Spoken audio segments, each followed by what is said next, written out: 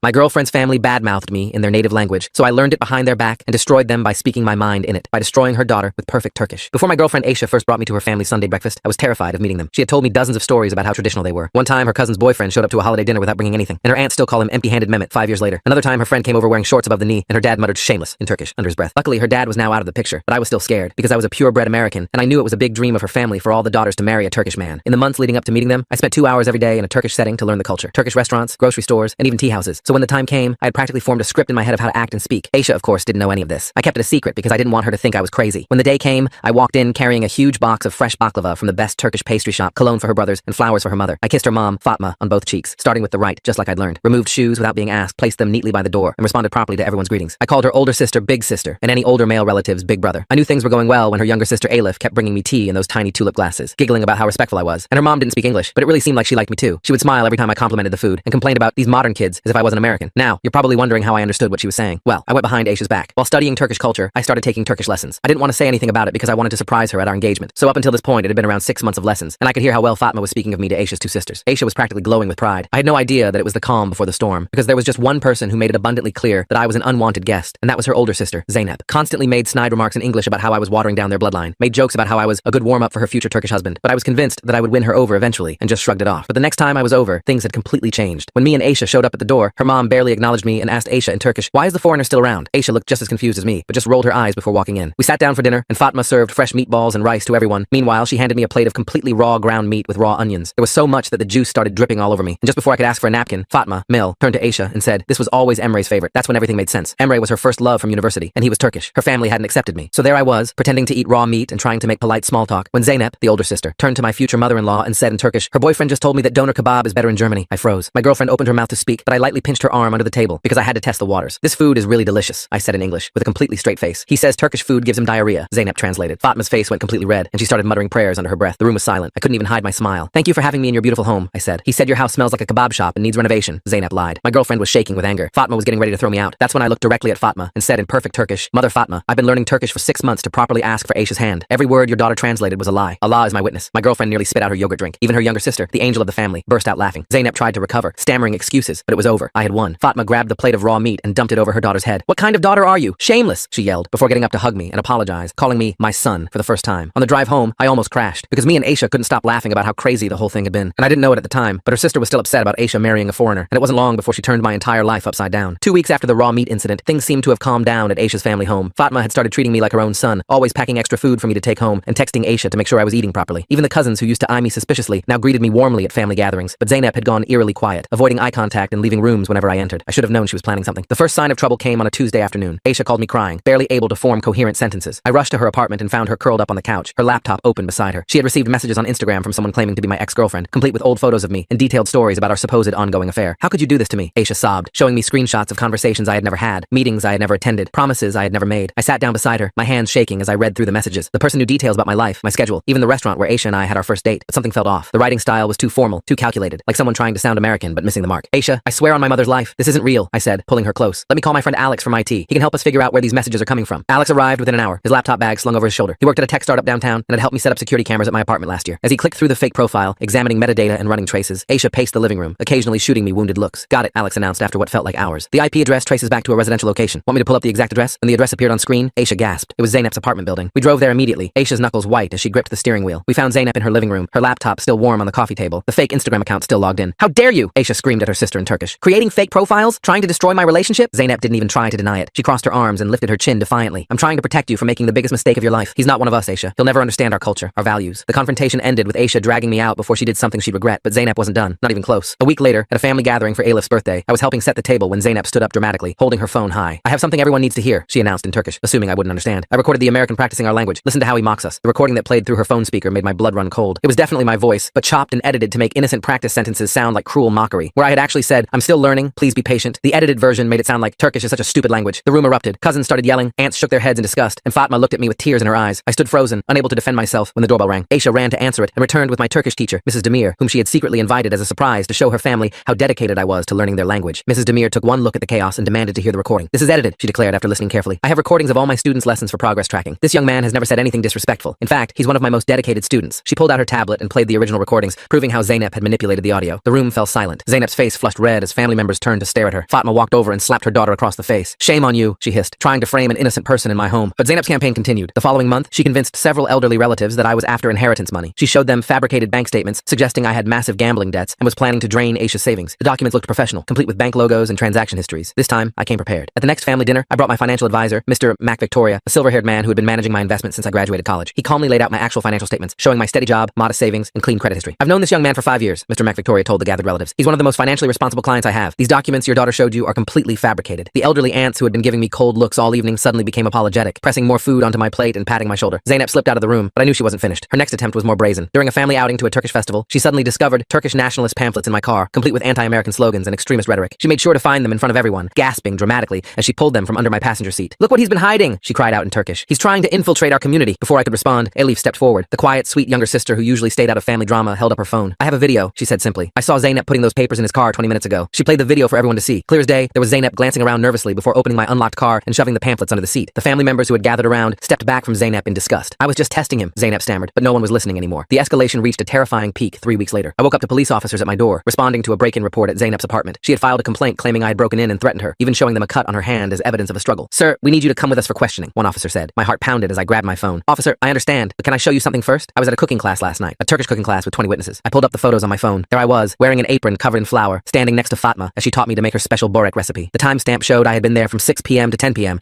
exactly when Zainab claimed the break-in occurred. The cooking school confirmed my attendance, and several other students vouched for my presence. The officers exchanged glances. "We'll need to have a word with Ms. Zainab," one of them said. Later, I learned that Zainab had injured her own hand with a kitchen knife to make her story believable. The police found no evidence of forced entry, no fingerprints, nothing to support her claims. She received a warning about filing false reports. The final confrontation came at Aisha's birthday party. The entire extended family had gathered at Fatma's house, the tables overflowing with traditional dishes. I had spent days preparing my speech in Turkish, ready to formally ask for Aisha's hand in marriage in front of everyone. I noticed Zainab hovering near the food table, shooting me dark looks. When Fatma called everyone to eat, I reached for the plate she handed me, a beautiful arrangement of lamb kebab and rice. But Elif suddenly appeared at my elbow. "Take mine instead," she whispered urgently. "Trust me." I switched plates with her just as Zainab turned to watch. Elif took a large bite of what should have been my food and immediately started choking. Her face turned red as she gasped for water, tears streaming down her cheeks. The food had been loaded with enough salt and hot pepper to make it inedible. "What's wrong with the food?" Fatma cried, rushing over. Elif, still coughing, pointed at Zainab. "She put extra salt and pepper on that plate. I saw her. It was meant for him." She gestured at me. The room went deadly quiet. Zainab stood frozen, her face pale. That's when I reached into my jacket and pulled out a small notebook. "I've been documenting everything," I said in clear Turkish, making sure everyone could hear. "Every lie, every scheme, every attempt to break up my relationship with Aisha. Elif has been helping me, and so have some of the cousins who are tired of watching Zainab's behavior." I handed the notebook to Fatma. Inside were dates, times, screenshots, and witness statements. Everything from the fake Instagram profile to the false police report was meticulously documented. Several cousins stepped forward to confirm they had seen Zainab's various schemes and were willing to testify to her behavior. Fatma's hands shook as she read through the evidence. When she looked up at Zainab, her face was a mask of fury and disappointment. "You have dishonored our family," Fatma said, her voice deadly quiet. "You have lied, schemed, and tried to harm a guest in my home. Worse, you have tried to destroy your own sister's happiness." "But Mama, he's not Turkish," Zainab protested desperately. "I was trying to protect our family. The only person our family needs protection from is you," Fatma replied. "You are no longer welcome at family gatherings until you apologize to both your sister and her boyfriend, and that apology better be sincere." Zainab looked around the room for support, but found only disappointed faces. Even the relatives who had initially been skeptical of me now looked at her with disgust. She grabbed her purse and fled, tears streaming down her face. The party continued without her, though the mood was subdued. I gave my speech asking for Aisha's hand, and Fatma tearfully gave her blessing. The engagement was official. Months passed without word from Zainab. She missed Eid celebrations, family birthdays, and weekend gatherings. Fatma held firm to her banishment, despite Aisha's occasional attempts to soften her mother's stance. Finally, at our engagement party 6 months later, Zainab appeared at the door. She looked different, humbled, her usual prideful posture replaced with genuine remorse. She approached our table where Aisha and I sat with Fatma and Elif. "I need to say something," she began in Turkish, then switched to English so I could understand every word. "I was wrong, completely, terribly wrong. I let my prejudice and jealousy cloud my judgment. I was jealous that my younger sister found love before me, real love, and I couldn't accept that it was with someone outside our culture." She turned to me directly. "You've shown more respect for our family and traditions than some Turkish men I know. You learned our language, our customs, our food. You've made my sister happy in a way I've never seen before. I'm sorry for everything I put you through." The room was silent, everyone waiting for my response. I stood up and replied in fluent Turkish, my accent much improved from months of practice. "Zainab, I accept your apology. Family is everything, and you're Aisha's family, which means you're my family too. Let's start fresh." Zainab's eyes filled with tears. For the first time since I'd met her, she smiled at me genuinely. Then she did something that shocked everyone. She walked to the tea station, prepared a glass of Turkish tea exactly the way I liked it. Not too sweet, not too strong, and brought it to me. "Welcome to the family," she said, serving me properly for the first time. The room erupted in applause. Fatma wiped tears from her eyes. Aisha squeezed my hand under the table, and even Elif, our quiet ally through everything, smiled broadly. As I sipped the tea Zainab had served me, I realized that sometimes the hardest battles aren't won through force, but through patience, truth, and the slow building of trust. Looking around at the faces of my future family, all finally united in celebration, I knew that every challenge had been worth it. The path to acceptance hadn't been easy, but it had led me here, to this moment, surrounded by the people who would become my family, not by blood, but by choice. The engagement party celebration continued late into the night, with relatives dancing and singing traditional songs. I thought we had finally reached peace, but as Aisha and I were helping clean up, my phone buzzed with a text from an unknown number. The message contained a single photo that made my stomach drop. It was a picture of me from college, at a party where I'd had too much to drink, looking disheveled and holding a beer bottle. The caption read, "Your family should know who you really are." I deleted the message immediately, telling myself it was nothing. But over the next few days, more photos appeared. Pictures from spring break trips, college parties, moments I barely remembered. Each one carefully selected to make me look irresponsible, reckless, unsuitable for a traditional Turkish family. The sender always used different numbers, making them impossible to block effectively. Aisha noticed my increasing anxiety. During dinner at her favorite Turkish restaurant, she reached across the table and took my hand. What's wrong? You've been checking your phone constantly. I wanted to tell her, but something held me back. After everything we'd been through with Zeynep, I didn't want to bring more drama into our lives. Just work stuff, I lied, forcing a smile. The photos escalated. Someone had edited them to make them look worse than they were. A picture where I'd been holding a glass of water now showed a whiskey bottle. A photo with female classmates from a study group was cropped to look intimate. Whoever was doing this had skill with photo manipulation. 3 weeks after the engagement party, the photos reached Fatma. She called Aisha in tears, demanding an explanation for the shameful images someone had slipped under her door. The photos came with typed notes in Turkish, describing wild parties, inappropriate relationships, and irresponsible behavior. Aisha drove us to her mother's house immediately. Fatma sat in her living room, the photos spread across her coffee table, her face a mixture of disappointment and confusion. The cousins had gathered, whispering among themselves. Even Alif looked troubled. Explain these, Fatma said coldly, gesturing at the photos. I picked them up one by one, my hands trembling. Mother Fatma, these are from my college years, but they've been edited. This one, I was at a study group, not a party. This one, that's not alcohol. It was water. Someone is manipulating these images. Who would do such a thing? One of the aunts asked. Before I could answer, Zeynep walked in. She looked at the photos and gasped. I had nothing to do with this, she said immediately. I gave my word. I would never. For once, I believed her. The look of genuine shock on her face couldn't be faked. But if not Zeynep, then who? The answer came from an unexpected source. Aisha's cousin Murat, who worked in cybersecurity, offered to help trace the source of the photos. He spent hours analyzing the metadata, tracking email trails, and examining the edited images. What he found shocked everyone. The photos were sent from an email account registered to someone named Emre Yilmaz. Murat announced at the next family gathering. The room went silent. Emre, Aisha's ex-boyfriend from university. The one whose favorite food had been raw meat with onions. The one her family had hoped she would marry. That's impossible, Aisha said, her voice shaking. Emre moved to Germany years ago. We haven't spoken since we broke up, but Murat had more evidence. He's been back in the country for 6 months. And look at this. He showed us social media posts from Emre's accounts, carefully hidden from Aisha, but visible to others. Posts about reclaiming what was stolen and fixing past mistakes. The family erupted in discussion. Some relatives thought we should confront Emre directly. Others wanted to involve the authorities. Fatma sat quietly, processing this information about the man she had once considered a perfect son-in-law. I made a decision. Let me handle this, I said in Turkish. This is between me and him. Aisha grabbed my arm. We handle this together. We tracked down Emre's workplace through Murat's research. He was working at an import-export company downtown, specializing in Turkish goods. When we arrived at his office, the receptionist informed us he was in a meeting. We waited. When Emre finally emerged, he stopped dead upon seeing us. He looked older. His university good looks faded into something harder. His eyes moved from Aisha to me, and his expression darkened. We need to talk, Aisha said firmly. Emre led us to a small conference room. He sat across from us, his posture defensive. I heard you got engaged, he said in Turkish, not looking at me. Congratulations. Cut the act, Aisha snapped. We know about the photos. We know you've been sending them to my family. Emre's facade cracked slightly. I don't know what you're talking about. I pulled out my phone and showed him the messages, the photos, the evidence Murat had gathered. His jaw tightened as he realized we had proof. You left me, he said suddenly, turning to Aisha. 5 years we were together. Our families had plans. Then you threw it all away for your career, and now you're marrying this foreigner? I left you because you were controlling, Aisha shot back. Because you tried to tell me what to wear, who to talk to, where to work, and now you're stalking me? The confrontation grew heated. Emre stood up, pacing the small room. Your family welcomed me. Your mother treated me like a son. Then you humiliated me by leaving. Do you know what people said? That I couldn't keep my woman in line, that I was weak. So you decided to destroy my relationship? I asked, keeping my voice calm despite my anger. He turned to me with contempt. You don't belong in our community. You're playing dress up, learning a few words, bringing some baklava, but you'll never be one of us. He's more Turkish than you'll ever be, Aisha said fiercely. He respects our culture without using it as a weapon. He learned our language to communicate, not to control. He honors our traditions without twisting them. Emre laughed bitterly. We'll see how long that lasts. When the novelty wears off, when he gets tired of pretending, you'll come running back. We left without another word. But I knew this wasn't over. Men like Emre didn't give up easily, especially when their pride was wounded. The harassment intensified. Emre began showing up at places we frequented. The Turkish restaurant where Aisha and I had our first date. The tea house where I practiced my language skills. The grocery store where I bought ingredients for Turkish dishes. Always watching from a distance, making sure we saw him. He started spreading rumors in the Turkish community. Stories about my wild past, my disrespect for tradition, my true intentions with Aisha. Some people who had been warming up to me grew cold again. Whispers followed us at community events. One evening, while teaching me to make Turkish coffee, Fatma sighed heavily. People are talking, she said quietly. Some of the families are saying we should reconsider the engagement. My heart sank. After everything we'd overcome with Zeynep, to face this again felt unbearable. But Fatma continued. I told them they're fools, that actions speak louder than gossip, but you should know what's being said. The situation escalated when Emre somehow obtained my work email and began sending messages to my colleagues. Professional-looking emails suggesting I was unreliable, that I had cultural conflicts that affected my work, that I was planning to leave the country soon. My boss called me in, confused by the strange communications. I showed him the evidence of harassment, and he was understanding, but the stress was mounting. Aisha was receiving messages too, old photos of her and Emre together, reminders of their past relationship, suggestions that they were meant to be. We decided to take action. With Murat's help, we documented everything. Every sighting, every message, every rumor traced back to its source. We built a comprehensive file of Emre's harassment campaign, but Emre was clever. He never directly threatened us, never crossed legal lines. Everything could be explained away as coincidence or misunderstanding. The police said without direct threats, there was little they could do. The breaking point came during a large family gathering at a banquet hall. It was a celebration for one of Aisha's cousins' graduations. The entire extended family was there, along with many family friends. I was in the middle of a conversation with some uncles about Turkish football when Emre walked in. He wasn't invited, but he acted like he belonged, greeting people warmly, shaking hands, kissing cheeks. Many remembered him fondly from when he dated Aisha. He worked the room like a politician, and I watched Aisha's face pale as he approached our table. Fatma Ann, he said warmly, using the familiar term for mother. You look wonderful. I've missed your cooking. Fatma shifted uncomfortably. Emre, this is a private family event. Am I not family? He asked, his voice carrying just enough hurt to make people notice. After all those years, I just wanted to pay my respects. He turned to the graduation boy, pulling out an envelope. For your future, he said generously, handing over what was clearly a substantial gift. The gesture was calculated, making him look gracious while putting us in an awkward position. Throughout the evening, he worked to undermine me subtly. When I spoke Turkish, he would correct my pronunciation with false concern. When I helped serve tea, he mentioned how he used to do it properly. When younger relatives talked to me, he would interrupt with stories about his own experiences with their families. Aisha was seething. I could see her hands clenched under the table, but causing a scene would only play into his hands, make us look like the aggressors. So we endured. As the evening wore on, Emre grew bolder. During a quiet moment, he approached our table directly. You know, he said conversationally, loud enough for nearby tables to hear. I've been thinking about moving back to the neighborhood, maybe opening a business, Turkish cultural center, something to preserve our traditions properly. The implication was clear. He intended to to become a permanent fixture in our lives. That's when Elif surprised everyone. Quiet, sweet Elif stood up and faced him. Emre, do you remember when you dated my sister? She asked innocently. He smiled, thinking she was an ally. Of course, good times. Do you remember the bruises? She continued, her voice still sweet, but now carrying steel. The ones she covered with makeup? The time she cried after your fights? The way you grabbed her arm at my birthday party when she talked to her male colleague? The room had gone quiet. Emre's face flushed. That's not, you're misremembering. I have photos, Elif said simply. I was young, but I wasn't stupid. I documented everything because I was scared for my sister. Should I show everyone? Aisha stared at her sister in shock. She'd never told her family about that aspect of their relationship. Too ashamed, too proud. But Elif had known, had watched, had prepared. Emre looked around the room, seeing the shifting expressions, the warmth he'd cultivated evaporating as people reassessed their memories. This is ridiculous, he blustered. I'm being slandered. Zainab stood up next. I believe Elif, she said firmly. I remember things too. Things I dismissed at the time. The way Aisha changed when you were together. The way she became quieter, more careful. One by one, family members began speaking up. Small things they'd noticed but never connected. The controlling behavior disguised as tradition. The jealousy masked as protection. The manipulation presented as love. Emre's carefully constructed image crumbled. He turned to Fatma desperately. You know me. You wanted us to marry. Tell them this isn't true. Fatma stood slowly, her face grave. I wanted my daughter to marry a good Turkish man, she said quietly. I was blinded by your manners, your family name, your traditions. But a man who hurts women is not a good man, Turkish or otherwise. She turned to me. This one, she said, pointing at me, has shown more genuine respect in 1 year than you showed in 5. He learned our language to understand us, not to control us. He follows our customs out of love, not manipulation. That is the difference. Emre left in disgrace, his reputation in the community shattered. But I knew he wouldn't give up easily. Wounded pride was dangerous, especially in someone who'd shown violent tendencies. The next few weeks were tense. Emre's harassment became less subtle. Dead flowers left on Aisha's car. Anonymous calls to my workplace making false complaints. One morning, I found my car tires slashed, though we couldn't prove it was him. We varied our routines, stayed vigilant, documented everything. The family rallied around us, creating a protective network. Cousins escorted Aisha to her car after work. Uncles happened to be around when I left Turkish classes. Even Zainab appointed herself as a guardian, using her knowledge of manipulation to anticipate Emre's moves. The final straw came when Emre attempted to sabotage my job directly. He showed up at my workplace claiming to be a client, demanding to speak to my superiors about my unprofessional conduct. He had fabricated emails, created false testimonies, built an elaborate lie designed to destroy my career. But we were ready. Murat had been monitoring Emre's digital footprint, tracking his preparations. We had warned my employer, provided evidence of the harassment campaign. When Emre arrived with his false allegations, security was waiting. The confrontation in my office building's lobby was brief but decisive. Emre, faced with security and the threat of legal action, finally snapped. He lunged at me, screaming in Turkish about honor and theft and rightful places. Security restrained him as my colleagues watched in shock. His physical attack, witnessed by dozens of people and caught on security cameras, was the evidence we needed. The police finally had grounds to act. Emre was arrested, charged with assault and harassment. The Turkish community, now fully aware of his true nature, turned their backs on him completely. At the trial, Aisha testified about their past relationship, finally free to speak the truth. Elif presented her documented evidence. Family members spoke about the recent harassment. My colleagues testified about the workplace incidents. The judge issued a restraining order and mandated counseling. Emre's family, mortified by the publicity, sent him back to Germany immediately after the trial. His business connections in the Turkish community severed, his reputation destroyed. The man who had tried to use tradition as a weapon found himself exiled by the very community he claimed to protect. In the aftermath, something beautiful happened. The Turkish community that had been divided by gossip and manipulation came together. Older women approached Aisha to share their own stories of controlling relationships. Younger ones thanked her for speaking up. The conversation shifted from tradition versus modernity to respect versus control. Fatma organized a special dinner to formally welcome me into the family again. This time, there were no tests, no skepticism, no hidden agendas, just acceptance. She served me her special lamb stew, the one she only made for family. As I ate, she patted my hand. You fought for my daughter, she said simply. Not with fists, but with patience. Not with anger, but with truth. That is real strength. Zainab, who had become an unexpected ally, raised her tea glass. To family, she said in English, smiling at me. Real family, the kind you choose and fight for. The room echoed with agreement. As I looked around at these people who had become my family through trial and conflict, I realized that every challenge had been a test, not of my Turkish knowledge or cultural performance, but of my character. And somehow, with their help, I had passed. But the story wasn't quite over. There was still one more chapter to write, one more bridge to cross. Our wedding approached, and with it, the final integration of two cultures, two families, two lives into one. The hardest battles were behind us, but the most important celebration lay ahead. The wedding preparations became a battleground I never expected. 3 months before our ceremony, Fatma called a family meeting to discuss traditions. The living room filled with aunts, uncles, and cousins, all with opinions about how a proper Turkish wedding should proceed. I sat between Aisha and Elif, watching the debate unfold. The first conflict arose over the henna night. Fatma insisted on a traditional women-only celebration, while Aisha wanted something modern where I could attend. The aunts argued for hours, voices rising, tea glasses clinking aggressively on saucers. Zainab, surprisingly, defended our preference for a mixed gathering, earning sharp looks from the older generation. Then came the guest list drama. Fatma had already invited 300 people from her side alone. My parents, flying in from Ohio, had 20 names. The imbalance sparked whispers about the American family's coldness and lack of community. I spent evenings calling distant relatives I barely knew, begging them to attend just to even the numbers. The venue selection turned into another minefield. Every location Aisha and I chose got rejected for different reasons. Too modern, not enough space for dancing, no proper kitchen for Turkish food preparation, wrong neighborhood. After visiting 15 venues, we finally found one that satisfied everyone, only to discover Emre's uncle owned the catering company typically used there. That discovery led to a heated family conference. Some relatives insisted we couldn't risk any connection to Emre's family. Others argued that avoiding every business his extended family touched would be impossible. Murat researched alternative caterers, while aunts debated in the kitchen, their voices carrying through the walls. The situation worsened when we discovered someone had been calling vendors, claiming the wedding was cancelled. The florist, the musician, even the imam had received anonymous calls. Each time, we had to visit in person, bringing family members as witnesses to confirm our plans. The stress showed on Aisha's face as she juggled work and constant damage control. My parents arrived 2 weeks before the wedding, eager but overwhelmed. My mother's attempts at Turkish greetings charmed Fatma initially, but cultural clashes emerged immediately. She brought pork sausages as gifts from a local farm, not knowing. She wore shoes in the house the first day. She hugged Aisha's male cousins, causing scandalized whispers. I became a full-time translator and cultural mediator. During a dinner at Fatma's house, my father asked for beer. The room went silent. I quickly explained he meant ayran, the yogurt drink, though he definitely hadn't. My mother complimented the food by saying it was almost as good as Greek food, nearly causing an international incident. The bachelor party planning revealed more divisions. My American friends friends wanted typical activities, while Turkish tradition demanded something more family-oriented. We compromised on a dinner at a Turkish restaurant, but tensions flared when my college roommate made jokes about belly dancers. Aisha's male cousins exchanged dark looks, while I desperately changed the subject. Meanwhile, Aisha dealt with her own struggles. The traditional gold gifting ceremony became competitive, with aunts trying to outdo each other. Someone always mentioned how much more gold Emre's family would have given. Aisha bit her tongue through countless comparisons, while I watched helplessly from across the room. A week before the wedding, disaster struck. The musician called to say his van had been vandalized, his instruments destroyed. The replacement band we found played a completely different style. Then the florist reported a break-in where only our order had been tampered with. The coincidences felt too pointed to be random. Murat's investigation revealed the truth through security footage from nearby businesses. Emre's cousin, seeking revenge for his family's humiliation, had orchestrated the sabotage. The family erupted in fury, but involving police would mean delays, scandal, and exactly the kind of drama we wanted to avoid. Instead, the family network activated. Zeynep used her connections to find a better musician. Elif coordinated with young cousins to guard vendor locations. Uncles took shifts watching the venue. The Turkish community's response to the threat was swift and unified, turning our wedding into a protected event. My parents, witnessing this mobilization, finally understood the strength of Turkish family bonds. My mother stopped complaining about the guest list size. My father began learning key Turkish phrases, practicing with Fatma's coaching. The crisis had unexpectedly bridged cultural gaps. The henna night arrived with its own challenges. Aisha's hands shook as artists applied intricate designs. Traditionally, the bride cries during this ceremony, but Aisha's tears seemed too real. Later, she admitted she'd received a message that day, a photo of her and Emre from years ago with "Remember when you were happy" written across it. We traced the message to a burner phone, but the damage was done. Aisha spent the night before our wedding questioning everything. I found her at 3 a.m. in her childhood room at Fatma's house, looking through old photos. We talked until sunrise about fears, dreams, and the weight of family expectations. The wedding day dawned with controlled chaos. 500 guests required military-level coordination. My side occupied 3 tables. Aisha's filled the rest of the ballroom. The contrast was stark, but no longer embarrassing. My small family had proven their commitment through the trials we'd faced. During the ceremony, just as the imam began speaking, a commotion erupted at the back of the hall. Emre's mother had arrived uninvited, dressed in funeral black. Security moved to escort her out, but Fatma raised her hand. In a move that shocked everyone, she walked to her former friend, spoke quietly, then led her to a seat in the back. Even grief deserves witness, Fatma explained later. The woman sat silently through the ceremony, leaving immediately after. Her presence, instead of ruining the moment, somehow made our union feel more significant, more hard-won. The gold gifting ceremony became overwhelming. Relatives pinned so much jewelry on Aisha that she could barely stand. Each piece came with whispered blessings and sometimes warnings. "Don't forget your culture," one aunt murmured. "Make your husband understand our ways," said another. I watched Aisha bear the weight gracefully, understanding now what she carried for both of us. My parents' speech surprised everyone. My father had memorized a Turkish blessing, pronouncing each word carefully. My mother presented Aisha with my grandmother's pearl necklace, explaining in broken Turkish its 100-year history. Fatma wiped tears, finally seeing my family's effort to bridge worlds. The dancing began with traditional Turkish music. I'd practiced for months, but still stumbled through the steps. Relatives cheered my attempts, no longer mocking but encouraging. When American music finally played, Aisha's family watched in amazement as my reserved parents transformed into enthusiastic dancers. Near midnight, Elif pulled me aside urgently. She'd noticed someone filming guests with professional equipment, asking strange questions about our relationship. Murat investigated and discovered a blogger known for exposing fake multicultural marriages had infiltrated the wedding. We quietly had security remove him, but not before he'd gathered hours of footage. The incident reminded us that our challenges weren't over. The marriage certificate didn't end the scrutiny, the cultural negotiations, or the need to prove ourselves. But looking at Aisha laughing with my mother, watching Zeynep teach my father Turkish dance moves, seeing Fatma beam with pride, I knew we'd built something stronger than opposition. As guests began leaving, carrying plates of leftover food Fatma insisted they take, the weight of the journey hit me. From that first terrifying breakfast to this moment, every challenge had shaped us. The fake profiles, the edited recordings, the sabotage attempts, the family conflicts, all had forced us to fight for our choice. Aisha found me on the balcony, still wearing her heavy wedding dress. We stood together, watching the last guests depart. Her hand found mine, the henna now faded, but still visible. Below us, my parents helped Fatma clean up, communicating through gestures and smiles when words failed. "No regrets?" Aisha asked, leaning against my shoulder. I thought about everything we'd endured, everything still ahead. The blogger's footage would surface eventually. Emre's family's resentment wouldn't disappear. Cultural misunderstandings would continue. My Turkish would never be perfect. Her family would always compare. The challenges were real, ongoing, permanent in some ways. But so was this. Fatma calling me son as she hugged goodbye. My parents planning their next visit, determined to learn more Turkish. Elif texting me funny memes about cultural confusion. Zeynep defending us fiercely to anyone who questioned our marriage. Murat teaching me Turkish card games. The cousins accepting me not as the American who married in, but simply as family. The next morning, we found wedding gifts piled in Aisha's apartment. Among them, a carefully wrapped package with no card. Inside was a traditional Turkish coffee set, ornate and expensive. We never discovered who sent it, though Aisha suspected it was from someone who couldn't publicly support us, but wanted to acknowledge our union. That afternoon, my parents insisted on taking Fatma to an American diner before their flight. Watching her try to eat pancakes with knife and fork, while my mother demonstrated the proper syrup pouring technique, I realized integration worked both ways. Fatma left with a box of maple syrup and promises to visit Ohio. The blogger's article appeared a week later, questioning our marriage's authenticity with selectively edited footage. But the Turkish community's response surprised us. Comments flooded in defending us, sharing their own multicultural marriage stories, calling out the blogger's bias. Zeynep led the charge, her social media skills finally used for good. We settled into married life with its unique rhythms. Sunday breakfasts at Fatma's continued, but now my parents joined via video call. Turkish lessons shifted from survival to nuance. Family gatherings became less about proving myself and more about simply being present. The integration was messy, imperfect, but real. 3 months later, at Elif's university graduation, I gave a speech in Turkish. Not perfect, accent still noticeable, but fluent enough to express pride in my sister-in-law's achievements. The family cheered, not for my language skills, but for the sentiment behind them. That's when I knew we'd moved beyond performance to genuine belonging.